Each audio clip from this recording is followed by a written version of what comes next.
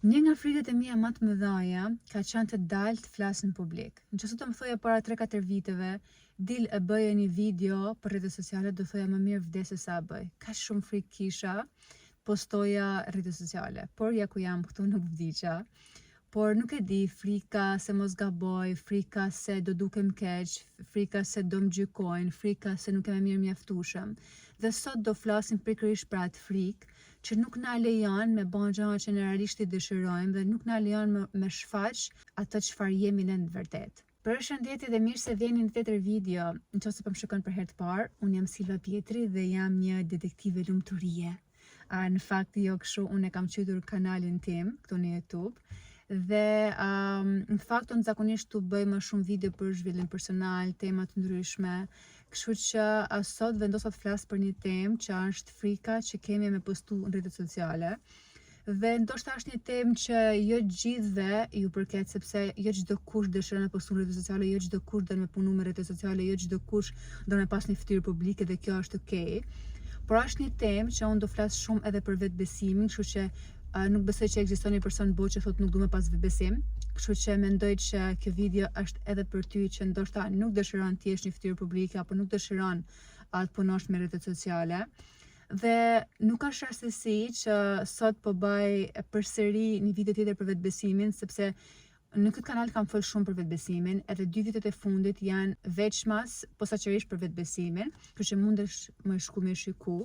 Dhe e zova këtë temë sepse ndonjëherë kur të vjen diçka, një ide, është mirë me fol, me shpreh, sepse ndoshta në atë moment dikush ka nevojë me dëgju.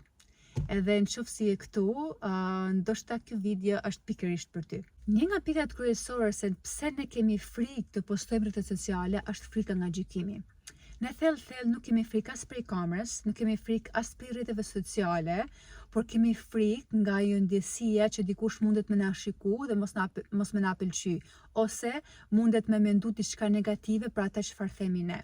Dhe automatikisht fillon mendja jote, por sikur dukem budallaqe, por sikur të më gjykojnë, por sikur mos ta pëlqejnë atë çfarë unë them. Dhe e vërteta është që i kjo frikë që ne kemi nuk është se a shfaq tani te ne, a shfaq tani te ti që i rrit. Kjo frikë ka lind shumë më herët te ne. Ndoshta kur kemi qenë fëmijë, kemi thënë diçka dhe tjerët na kanë përqesh, ose kemi thënë diçka dhe nuk na kanë dëgju, ose na kanë kritiku.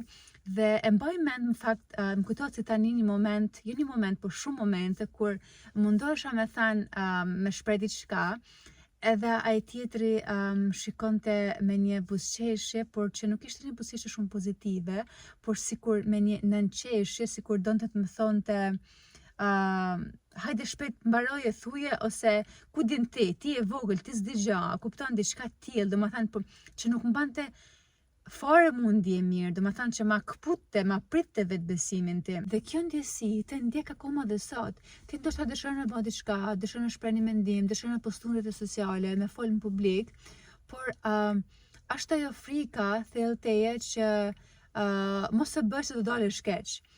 Por thellë frika nuk është diçka e keqe, është sikur një mburojë vjetër që neve don me na mbrojë nga lëndimi, sepse dikur jemi lëndu, dikur kur kemi fal, jemi gjyku, nuk jemi pëlqy, jemi përqesh. Dhe shumë e shikojnë frikën si armike, por nuk mendoj që frika është armike. Unë mendoj që ajo thjesht është një zë i brendshëm që neve po na thot të lutem mos e ban, sepse do lëndosh. Por nëse ndalesh një moment edhe e pyet veten përse kam frikë nga mendimi i njerëzve, nuk është se ne kemi frikë nga njerëzit në përgjithësi. Ne kemi frikë se ndoshta nuk do pranohemi nga ata. Por e vërteta është që ti nuk do kuptohesh nga gjithë, nuk do pëlqehesh nga gjithë dhe kjo është okay. Jo çdo gjë që ti ban apo thu duhet mu pëlqy nga gjithë. As ky video që unë po bëj sot, ndoshta nuk ka më pëlqy nga gjithë, nuk kanë më rezonu me ta, nuk kanë më pëlqy ata çfarë them, mënyrën si duken, dhe kjo është krejt okay. Prandaj përsëritja vetes si këtë gjë. Unë nuk jam këtu për mu pëlqy nga gjithë, por jam këtu që me shpreh diçka që më vjen prej zemrës, prej shpirtit, dhe kjo diçka që shpreh ndoshta mundet me ndihmu dikan, ose dikush mundet me rezonu me ta. Mos e harros njëherë, njerëzit gjithmonë kanë me gjyku. edhe nëse poston do gjikosh, edhe nëse s'poston do gjikosh, edhe guximi gjikohet, edhe heshtja gjikohet. Kështu që më mirë me qenë vetvetja edhe mu gjiku, se sa mu fshe edhe me dalë për i vetës tane, thjesht që të pëlqesh nga tjerë. Dhe nëse dikush ka gjiku ndonjëherë, rikujtoja vetes si këtë gjë. Gjykimi i tjerëve nuk është mësim për ty, është pasqyrë e tyre.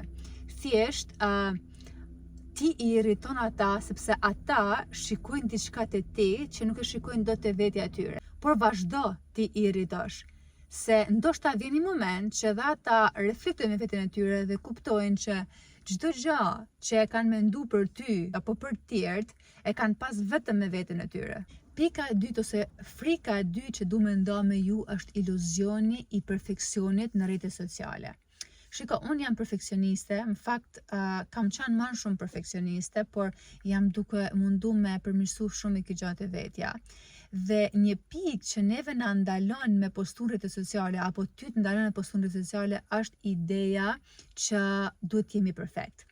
E kemi kriju në fakt një ide në kokën tonë që të tjerët janë gjithmonë të sigurt, të bukur, zgjuar, me fjalë të mirë menduara, por kur na e shikojmë këtë perfekcion të inskinuar të tjerët, automatikisht fillon mendja jonë. Po ti nuk je zgjuar mjaftueshëm, tjerë din më shumë se ti nuk je mirë mjaftueshëm, edhe i shtu mendimesh negative që mbeso i kam pas shumë kokën time, derisa realisht kam fillu me besu që secili është i veçantë në mënyrën e vet. Secili person e ka dritën e vet edhe shkelqen mënyrën e vet. E dini, rrjetet sociale janë si ajo skena që na shikojmë dritat, shikojmë bukurinë përpara, por harrojmë që të gjithë atje në përpasken kemi pasiguri, kemi momente dobësie, kemi frikë, jemi të pasigurt, por jo gjithë e pranojnë këtë gjë. Perfeksioni është si një mask ku ne mendojmë që të flasim bukur, të bëjmë gjërat në mënyrën e dur, nuk do gjikohemi, por në vërtet ndodhet totalisht e kundërta. Sa më shumë mundohemi na me qenë perfekt, aq më shumë dalim prej vetes tonë. Dhe i ky gjë njerëzit e ndjejnë, sepse na jemi energji, funksionojmë me energji dhe e ndjejmë energjinë e një tjetrit. Unë e ndjej energjinë e sinqertë e dikujt. Dhe më ka ndodhur shpesh herë, për shembull, kur kam bërë një video edhe kam qenë shumë vetvetja, thjesht më ka ardhur dhe e kam bërë, edhe shumë njerëz më kanë shkruajt, wow, kisha shumë nevojë për këtë video, kisha shumë nevojë për këtë fjalë, ma dhe një energji shumë të mirë. Pse? Sepse unë kam qenë vetvetja, kam qenë autentike. Dhe me që jemi tek autentikja, autenticiteti është ajo çfarë i prek njerëzit. Ti mundesh me bën një video ku zoni jo dridhet, kur skuqesh, ku ke shumë emocion, por nëse ajo çfarë ti shpreh aty vjen prej zemrës tënde, beso njerëzit e ndjejnë energjinë tënde dhe ajo energji është shumë më fuqishme se çdo video perfekte që ti mundesh me bë. Kështu që thjesht fillo ashtu siç ti je, me ato çfarë ti ke, sepse beso me çdo video, me çdo postim, ke mu afru më afër vetbesimit. Dhe do ju them këtu një shprehje që mua m'pëlqen shumë dhe që më ka motivuar shumë edhe që thot, mos prit që ti jesh perfekt që të fillosh, por fillo dhe rrugës do bëhesh perfekt. Një pikë tjetër që du me diskutu është që frika nuk zhduket. Frika do jetë gjithmonë aty. Tani lind pyetja si, gjatë gjithë kohës, gjatë gjithë jetës unë do ndjej frikë? E di se kur e mendon kështu, është pak friksuese, por shumë njerëz e mendojnë kështu. Thonë, okay, unë dua ta zhduk frikën nga jeta ime, nuk dua ta ndjej frikën, por e vërteta është që frika nuk eliminohet duke u shty, duke u luftu.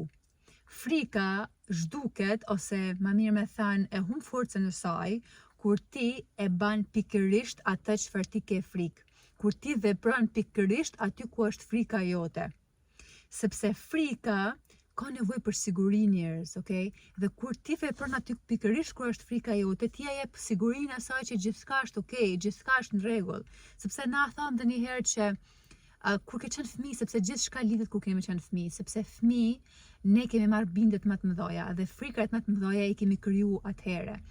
Thjesht ti duhesh me dëshmu vetes frikës që ti tani je rrit, ti tani je një person i rritur, je një vajzë i rritur, je një djalë i rritur dhe ke kalu shumë përvoja, shumë eksperienca dhe mundesh me marrë vendime dhe mundesh me i tregu asaj se nëse e bën një veprim caktuar është gjithçka okay, është gjithçka në rregull dhe nuk ke nevojë më fshe. Një pyetje në fakt që mua më ka ndihmuar shumë për ndoshta me eliminu frikën ose mos me ndje shumë frikën ka qenë çfarë po don me më tregu mu kjo frikë. Okay, për shembull ti e keni frikë caktuar sepse na po flasim sot vetëm për rrjetet sociale, por mund të kesh një frikë tjetër dhe pyetjet e duhura ti japin përgjigjet e duhura. Kështu që nëse ti e pyet veten, e keni frikë caktuar dhe e pyet veten në qetësi do ishte shumë mirë me pyet veten se çfarë po don me më tregu, besoj që ndoshta jo aty për aty, por trupi, mendja jote ka me ta dhënë përgjigje, ndoshta duke lexuar një libër, ndoshta duke pa një video, duke dëgjuar dikën duke fal, ta jep përgjigjen, okay? Kështu që mos e harro asnjëherë këtë pyetje, jo vetëm në këtë rast, në rastin e frikës, por në çdo lloj situate në cilën ti ndodhesh, edhe në situatet e vështira, për shembull, pyetjet e duhura çojnë te përgjigjet e duhura. Për shembull, nëse po kalon një situatë vështirë apo je përballë me një me një situatë vështirë, po themi, nëse ti pyet veten se pse më ndodhi mua kjo, ti automatikisht kalon në viktimizëm. Nuk ke marrë asnjë përgjigje pse më ndodhi mua. E pse mos më të ndodh ty? E pse më ndodh dikujt tjetër? Por pyetja e dur është çfarë po don me mësu mua kjo gjë? Çfarë mësova nga kjo që ndodhi? Okay? Cila është e mira e kësaj që ndodh, sepse çdo gjë e keqe e ka një gjë të mirë pastaj. Kështu që mos harro asnjëherë me ja bë pyetjet e duhura vetes. Çfarë po përpiqet të mësoj kjo gjë? Çfarë po don me më tregoj kjo gjë? Një pikë tjetër shumë të rëndësishme që do me diskutuar është tani se si ta heqim me këtë frikë dhe si të postojmë lirshëm rrjetet sociale apo si të marrim lirshëm vendime, sepse ne po flasim për rrjetet sociale, po ti ndoshta do më dëshiron me marr disa vendime ose me realizu disa gjëra që nuk kanë lidhje hiç me rrjetet sociale. Dhe duhet të them vetëm diçka. Nëse ti e ke një ide, një mendim, dëshiron me bë diçka apo dëshiron edhe me postu në rrjetet sociale siç po flasim, duhesh me e bën tani. Duhesh me e bën me ata çfarë ti ke, ashtu siç ti je, sepse nëse ti nuk vepron tani, ndoshta nuk ke me vepru kur. Do ja lidh them me një histori time personale që shiko, gjithmonë kam pas dëshirë me postu në YouTube, me hap kanalin tim në YouTube. I shikoja vajzat e tjera, më pëlqenin shumë, e thoja pse mos ta bëj edhe unë, dhe sa herë thoja pse mos ta bëj edhe unë, përziej mendja ime duke më thënë, po ti Silva nuk je mirë mjaftueshëm, nuk di të flasësh aq bukur se ata, nuk ke kamera, nuk ke laptop, nuk ke ambiente të bukur, bla bla bla, kështu gjëra, domethënë përziej koka ime dhe frika nuk më lejonte asnjëherë me guxu. Derisa një ditë që jo rastësisht, domethënë asgjë nuk ndodhi rastësisht, kisha një seancë individuale me terapisën time Valentina Rexhaj, që më qejmi te Valentina Rexhaj. Ti shpjegoj pak kush është ajo edhe pak për akademinë e saj, shumë shkurt, dhe pastaj do vazhdoj me historinë. Valentina Rexhaj është një terapiste, hipnoterapiste, mësuese meditimi dhe autore e disa librave bestseller. Ajo ka një akademi të zhvillimit personal ku diskuton tema të ndryshme të zhvillimit personal, që mund të jenë tema siç po flasim sot për vetbesimin, për frikrat, për emocionet e ndryshme, për çdo situatë që ne dëshirojmë me përmirësu te vetja jonë, deri madje edhe te temat e financave. Dhe unë ka 2 vite që jam në akademinë e saj, që abunohem aty dhe besoj që aty kam punu shumë me veten time, sepse ata na udhëzojnë, sepse ata janë profesionistë, edhe na udhëzojnë se si me punu me veten tonë, edhe realisht kam punu shumë, dhe nëse ti dëshiron të punu me veten edhe me shëru veten tonë të brendshme, si të themi, atëherë mendoj që akademia është zgjidhja më mirë për ty. Për më shumë informacione sigurisht unë do ja lë edhe linkun këtim këtu poshtë, ku mund ta klikoni edhe mund të lexoni më shumë informacione mbi akademinë, por gjithashtu edhe mund të abonoheni, ka abonim 6 muajor ose 1 vjeçar, por gjithashtu mundeni me më dërguar një mesazh dhe patjetër informoj. E tani të vazhdojmë pak me historinë. Siç e thash, kisha një seancë me Valentinën, edhe diskutuam ato gjërat tona dhe pastaj nga fundi i seancës më thot Valentina, cila është një dëshirë jotja që ti do e kishe realizu, edhe nëse do kishe fitu kur prej saj. Edhe nuk e di, sepse direkt merr ajo YouTube-i. Okej, jo rastësisht, po direkt merr YouTube-i. Edhe më thot Valentina, okej, hape Silva. Edhe unë i tham, po do hap një ditë. Jo një ditë, më thot, hape tani, sot do hapësh YouTube-in. Valentini thënë, po si sot nuk mundem. Lese tani kam e telefonin, nuk kam hapësirë në telefon, s'kam kamerë, bla bla, fillon ki truri jam duke nxjerrë justifikime, kupton? Dhe Silva, nëse nuk vepron sot, e mbaj mend se sot më ka thënë, nëse nuk vepron tani, nëse nuk vepron brenda 24 orëve, ndoshta nuk e më vepruar asnjëherë. Edhe kjo është edhe fakt, domethënë është vërtetuar shkencërisht që nëse ne nuk veprojmë brenda 24 orëve, ndoshta nuk kemi vepruar kur. Janë vetëm 1% duket e njerëzve që veprojnë pas 24 orëve. Edhe nuk mund ta besoni, po një ditë kam bën seancën para dite dhe pas dite, jam ul edhe kam bën videon e parë time për YouTube. E keni edhe këtu në YouTube, mundeni më shku me shiku videon time të parë. Dhe është edhe koincidencë, nuk e di sa koincidencë është, por sot me 17 tetor është bën një vit që unë kam hap kanalin tim në YouTube. Domethënë kalon koha fluturon. Dhe e kam bë vitin timit parë në YouTube edhe e kam dërgu Valentin se thash ja e hapa e bëna, domethënë kam vepru brenda 24 orëve. Dhe po thoja njerëz se mrapaderia, po shpresoj tani ta mbaroj këtë video sot, për ndryshe do bëj nesër. Po thoja që në fillim e kam nis me vlog, fillova duke bën vlog sepse kështu kisha pa edhe shumë vajza të tjera dhe ndjesha pak si kur në zonën e sigurisë, me vete më shumë siguri, dikush tjetër e ka bën, do bëj dhe unë. Dhe prandaj sot mendoj shumë edhe që na ka mbaru kreativiteti se thjesht kopjojmë, okay? Edhe njerëzit mundon me bën thjesht diçka që shikojnë të tjerët edhe nuk janë kreativ me bën gjëra që duan vërtet. E fillova me vlog, pastaj e posh që nuk është diçka që unë po e pëlqej ose e du shumë, sa di se është puna. Unë mendoj që nëse ti nuk e pëlqen videon tënde, nuk i pëlqen videot e tua, apo nuk e pëlqen produktin tënd, pse duhet me prej që dikush tjetër me e pëlqy? Edhe pastaj fillova duke i bë pyetje vetes. I thash, "Ok, Silva, ti çfarë pëlqen me shiku?" Edhe të tregom realiste, ato çfarë shikojmë për dëshmëri janë videot ku janë për zhvillim personal, podcast ndryshme për zhvillim personal. Edhe më shumë shikoj të huaj se tregom realiste këtu në Shqipëri nuk ka se ka shumë njerëz që flasin për vetë zhvillim. Janë shumë pak, edhe ato që janë nuk ka se bëjnë shumë video, përveç mentores time Valentins, okay, jo bëjnë shumë video për YouTube, por tjerët janë shumë pak, edhe thash, okay, Silv, ty të pëlqen me bën kështu videos, ti dëgjon shumë kështu videos, pse mos të bësh edhe të njëjtën? Atë pëlqen ti me dëgju, po bani. Edhe kjo ishte ajo që më erdhi, edhe thash, okay, do filloj me bën video për vetë zhvillim, përderisa edhe unë po punoja me zhvillimin e vetes time, edhe pse mos ta ndaj diçka me ju që mua më ka ndihmuar mu zhvillu, mu rrit, edhe me përmirësu diçka të vetja. Dhe kështu ja nisa. Tregom realiste, video që i kam bën si vlog, i kam heq nga YouTube, domethënë i kam bën privat se nuk e di, nuk më pëlqenin, dhe nuk ndjeja sikur kisha dhënë ndonjë vlerë të madhe. Thjesht tregoja për dëshmërinë time, gjëra që bëjmë çdo ditë, dhe nuk më dukej diçka wow. Edhe nuk më pëlqenin, thjesht i hoqa. Tani më thoni ju, a ka të bëjë kjo me perfeksionizmin? Ndoshta po, ka të bëjë, ndoshta jo, por thjesht i hoqa nga YouTube.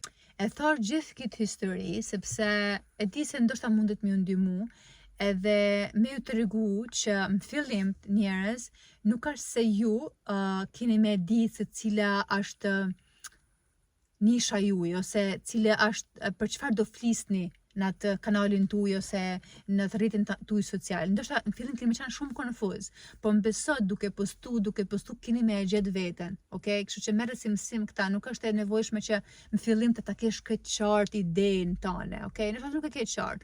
Ndoshta unë sot do flas nesër për tema krejt më ndryshe. Kështu që thjesht vazhdo e bane. Dhe po njerëz telefoni iku, por na është shpërtimtari jonë, na është burri, edhe na dha telefonin e vet. Edhe po gjërej me telefon të tij, edhe që nga shumë i vogël. Por punën e bën si shumë mirë, telefoni jam është këtu. Edhe po thoja që thjesht bane njeri, thjesht bane, sepse perfeksioni është justifikimi që frika e përdor bën na ndalu. Thjesht bane, fillo me atë çfarë ke, ashtu siç ti je, sepse më beso kur ti e bën diçka, sa më shumë ta përsërisësh diçka, është një fjali që thojnë the repetition is the mother of skills, dhe më thanë përsëritja është nana e dijes, ose si me e thanë ma mirë shqip. Kështu që sa më shumë ta përsërisësh diçka, aq më mirë bash, aq më shumë vetbesim krijon, kështu që thjesht bane. Dhe pika 5 njerëz dhe e fundit që du me ndo me ju është që mos e kërko aprovimin e gjithëve për me bën diçka që zemra jote e dëshiron. Kur ti vepron prej zemrës, aprovimi i tjerëve është opsional. Okay? Për shembull, unë jam duke bëj këtë video këtu, por nuk e kam me patjetër me u pëlqy për i dikuj. Unë e di që njerëzit e duhur do vinë te unë, njerëzit e duhur do shikojnë këtë video, njerëzit e duhur do rezonojnë me këtë video. Sepse sa më shumë ti të mundosh me kërku aprovimin e tjerëve, apo me u pëlqy tjerëve, aq më shumë ti do dalësh prej vetes tënde, sepse automatikisht do bësh gjëra thjesht për me u pëlqy tjerëve. Dhe kur ti bani të gjëra, ti do ndjesh stres, do ndjesh frikë, do ndjesh ankth, nuk do jesh vetvetja. Kështu që vepro prej zemrës dhe jo nga dëshira për mu miratu, apo mu aprovu, apo mu pëlqy nga tjerët. Sepse sa më shumë ti vepron prej zemrës, njerëzit ta ndjejnë energjinë. Jo, thash edhe një herë që kur ti e ban diçka në mënyrë spontane, kur ti e ban diçka me një energji të mirë, me qëllimin më të mirë të mundshëm, okay, për me përcjell diçka të mirë të tjetri, tjerë të ndjejnë energjinë tënde. Dhe njerëzit e duhur vinë e shikojnë videot e tua, apo njerëzit e duhur vinë e blejnë produktet e tua. Dhe mos harro, aprovimi më i rëndësishëm është aprovimi që ti e jep vetes tënde. Dhe në fund njëri du me thënë që thjesht bane, vepro, bane ata që zemra jote ta dëshiron. Asnjë ide, asnjë dëshirë nuk vjen pa arsye kot mendjen tënde në zemrën tënde. Zoti e din që ti mundesh me realizu, por më varet te ti, nëse ti guxon apo jo. Ai keni vënë re për shembull që dëshirat tona, ato gjëra që ne kena pas dëshirë gjithmonë me i bë, i shohim të realizuara te dikush tjetër. Pse? Sepse thjesht ata kanë vendosur me guxu aty ku është frika dhe kanë vendosur me realizu. Kështu që njeri guxo, rreziko, dështo, ai kena vetëm një jetë. Pse mos ta jetojmë sipas pritshmërive tona? Pse mos ta jetojmë ashtu siç ne dëshirojmë me jetu? Dhe po njerëz, kaq për sot.